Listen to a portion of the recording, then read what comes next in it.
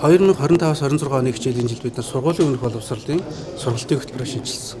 Өөрөөр хэлбэл 2-5 насны хүүхдүүд бидний шинжилсэн хөтөлбөрөөр хичээлээд төгссөн гэсэн. Одоо энэ цэцэрлэгийн 5 настай хүүхдүүд 1-р ангид орж ирнэ. Тэгэхээр 1-р ангид нь сургуулийн өмнөх боловсролын хөтөлбөрөөр дагуулад 1-р ангийн хөтөлбөрийн шинжилэл энэ хичээлийн жилээс явагдана.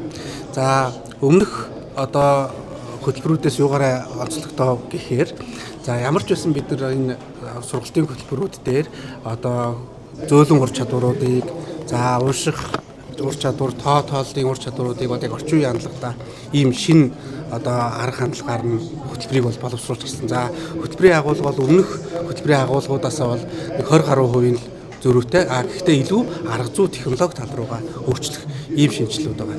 За үүнтэй зэрэгцүүлээд кодчлол, за 3 дугаар ангиас одоо англи хэл, за зүрх сэтгэлийн боловсролын хичээлээс гадуурх үйл ажиллагааны хөтөлбөрүүд буюу нэмэлт үйл ажиллагаагаар, бүтээлч үйл ажиллагаагаар дамжуулж өгнө гэж хэрэгжүүлэхээр төлөвлөсөн байгаа. Тэгэхээр илүү хүүхдүүдийг одоо сурах сонирхолтой, тэгээд дасан зохицох тал руу анхаарсан ийм хөтөлбөрийн шинжилгээ эхэлж байгаа. Тийм учраас та бүхэн анзаарч байгаа бол эхний 1 сар бол шууд хөтөлбөр хэрэгжээд явахгүйгээр дасан зохицохтэй.